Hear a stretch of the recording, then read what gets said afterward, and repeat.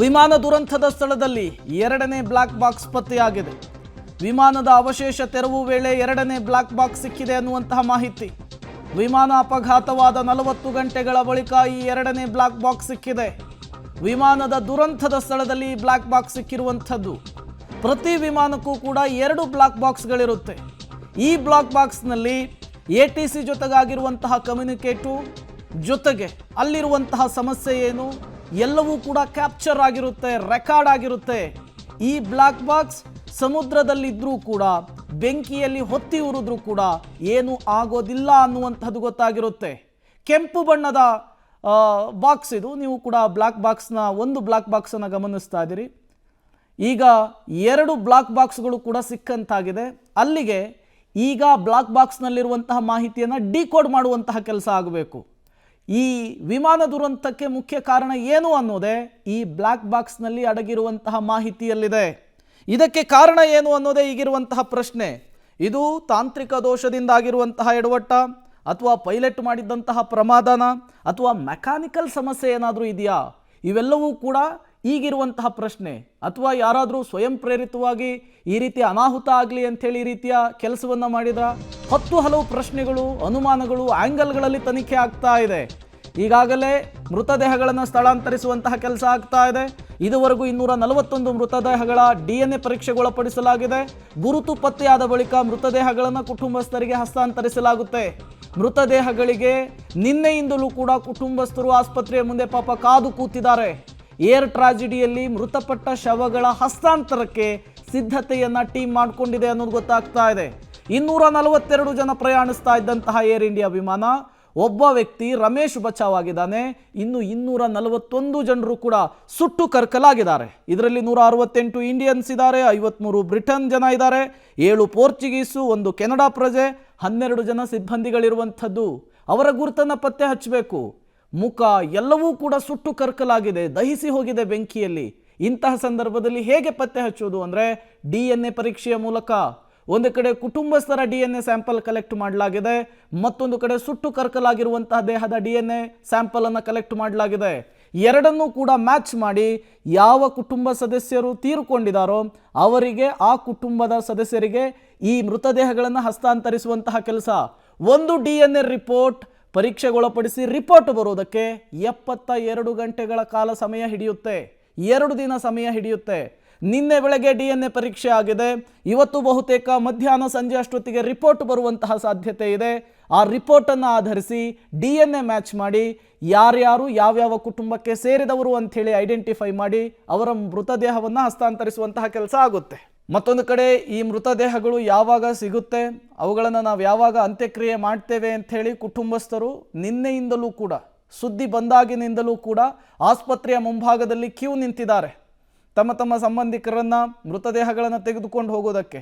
72 ಗಂಟೆಗಳ ಕಾಲ ಟೈಮ್ ಹಿಡಿಯುತ್ತೆ ಒಂದು DNA ರಿಪೋರ್ಟ್ ಬರೋದಕ್ಕೆ. ವಿಮಾನ ದುರಂತದ ಸ್ಥಳದಿಂದ public TV ground report. Air India ಅವಶೇಷಗಳ ಎಕ್ಸ್ಕ್ಲೂಸಿವ್ ದೃಶ್ಯಾವಳಿಗಳು ನಿಮ್ಮ ಪಬ್ಲಿಕ್ ಟಿವಿಯಲ್ಲಿ. ವಿಮಾನದ 90% ಭಾಗ ಸುಟ್ಟು ಕರ್ಕಲಾಗಿ ಹೋಗಿದೆ. ವಿಮಾನದ ಹಿಂಭಾಗ ಅಂದರೆ ಟೆಲ್ ಅನ್ನುವಂತಹ ಭಾಗ ಮಾತ್ರ ಉಳಿದಿರುವಂತಹದ್ದು. ಘಟನಾ ಸ್ಥಳದಿಂದ ಕನ್ನಡದ ಏಕೈಕ ಚಾನಲ್ ನಿಮ್ಮ ಪಬ್ಲಿಕ್ ಟಿವಿ ಪ್ರತ್ಯಕ್ಷ ವರದಿಯನ್ನು ಕೊಡ್ತಾ ಇರುವಂಥದ್ದು. ಪಬ್ಲಿಕ್ ಟಿವಿಯಲ್ಲಿ ಘಟನಾ ಸ್ಥಳದಿಂದ ಗ್ರೌಂಡ್ ರಿಪೋರ್ಟ್ ಅನ್ನು ಮಾಡ್ತಾ ಇರುವಂಥದ್ದು. ಹೇಗೆ ನಡೀತಾ ಇದೆ ತೆರವು ಕಾರ್ಯಾಚರಣೆಯ ಸಂದರ್ಭದಲ್ಲಿ ಏನೆಲ್ಲ ವಸ್ತುಗಳು ಸಿಗ್ತಾ ಇದ್ದಾವೆ ಎಲ್ಲವನ್ನು ಕೂಡ ವಿವರಿಸುವಂತಹ ಕೆಲಸವನ್ನು ನಮ್ಮ ಪ್ರತಿನಿಧಿ ಮಾಡಿದ್ದಾರೆ.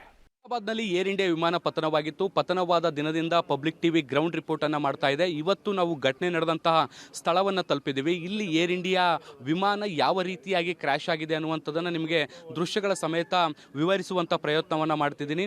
ನಾನೀಗ ಘಟನೆ ನಡೆದಂಥ ಸ್ಥಳವನ್ನು ತಲುಪಿದ್ದೀನಿ. ನೀವು ಕೂಡ ಗಮನಿಸ್ಬೋದು ದೃಶ್ಯಗಳಲ್ಲಿ ಯಾವ ರೀತಿಯಾದಂಥ ಸನ್ನಿವೇಶ ಚಿತ್ರಣಗಳು ಇವತ್ತು ಕಂಡು ಬರ್ತಾ ಇದೆ ಅನ್ನುವಂಥದ್ದನ್ನು. ಮೊನ್ನೆ ಮಧ್ಯಾಹ್ನ ಏರ್ ಇಂಡಿಯಾದ ಬೋಯಿಂಗ್ ವಿಮಾನ ಏಕಾಏಕಿ ಬಂದು ಅಹಮದಾಬಾದ್ನಲ್ಲಿರುವಂತಹ BJ ವೈದ್ಯಕೀಯ ಕಾಲೇಜಿನ ಹಾಸ್ಟೆಲ್ ಕಟ್ಟಡವೊಂದಕ್ಕೆ ಅಪ್ಪಳಿಸುತ್ತೆ. ಇದು ಲಿಫ್ಟ್ ಮಾಡಲಿಕ್ಕೆ ಸಾಧ್ಯ ಆಗದ ಕಾರಣಕ್ಕೆ ವಿಮಾನ ಬಂದು ನೇರವಾಗಿ ಕಟ್ಟಡವನ್ನು ಅಪ್ಪಳಿಸುವಂಥ ಕೆಲಸವನ್ನು ಮಾಡ್ತಾರೆ. ಇದರ ಪರಿಣಾಮ ಇಡೀ ವಿಮಾನ ಕ್ರ್ಯಾಶ್ ಆಗಿರುವಂಥದ್ದನ್ನು ನೀವು ದೃಶ್ಯಗಳಲ್ಲಿ ಗಮನಿಸ್ಬೋದು. ನಮಗೆ ಇಲ್ಲಿ ನೋಡಲಿಕ್ಕೆ ಸಿಗ್ತಾ ಇರುವಂಥದ್ದು ವಿಮಾನದ ಟೇಲ್ ಅಂದರೆ ಹಿಂಭಾಗದ ಆ ದೃಶ್ಯಗಳು ಮಾತ್ರ ನೋಡಲಿಕ್ಕೆ ಸಿಗ್ತಾ ಇರುವಂಥದ್ದು. ಇಡೀ ವಿಮಾನ ಸಂಪೂರ್ಣವಾಗಿ ನಾಶ ಆಗಿರುವಂಥದ್ದು, ಕ್ರ್ಯಾಶ್ ಆದ ಪರಿಣಾಮ ಎಲ್ಲವೂ ಕೂಡ ಸುಟ್ಟು ಹೋಗಿರುವಂಥದ್ದನ್ನು ಕೂಡ ನೀವು ದೃಶ್ಯಗಳಲ್ಲಿ ಗಮನಿಸ್ಬೋದು. ವಿಮಾನದ ಹಿಂಬದಿಯ ಭಾಗ ಏನಿರುತ್ತೆ ಅದು ಮಾತ್ರ ಈಗ ಸದ್ಯಕ್ಕೆ ನೋಡಲಿಕ್ಕೆ ಸಿಗ್ತಾ ಇರುವಂಥದ್ದು. ನೋಡಿ, ಈ ಒಂದು ವಿಮಾನ ಬಂದು ಕ್ರ್ಯಾಶ್ ಆದಂಥ ಸಂದರ್ಭದಲ್ಲಿ ಇದರ ತೀವ್ರತೆ ಹೇಗಿತ್ತು ಅಂದರೆ ವಿಮಾನದ ಮುಕ್ಕಾಲು ಭಾಗ ಸಂಪೂರ್ಣವಾಗಿ, ಮುಕ್ಕಾಲು ಅನ್ನೋದಕ್ಕಿಂತ 90% ಭಾಗ ವಿಮಾನ ಸಂಪೂರ್ಣವಾಗಿ ನಾಶ ಆಗಿರುವಂಥದ್ದನ್ನು ನೀವು ನೋಡ್ತಾ ಹೋಗ್ಬೋದು. ವಿಮಾನದ ಅವಶೇಷಗಳನ್ನು ಹೊರತುಪಡಿಸಿದರೆ ಇಲ್ಲಿ ಯಾವುದೇ ರೀತಿಯಾದಂತಹ ಭಾಗಗಳು ಸದ್ಯಕ್ಕೆ ಇಲ್ಲಿ ಎಲ್ಲೂ ಕೂಡ ನೋಡಲಿಕ್ಕೆ ಸಿಗ್ತಾ ಇಲ್ಲ.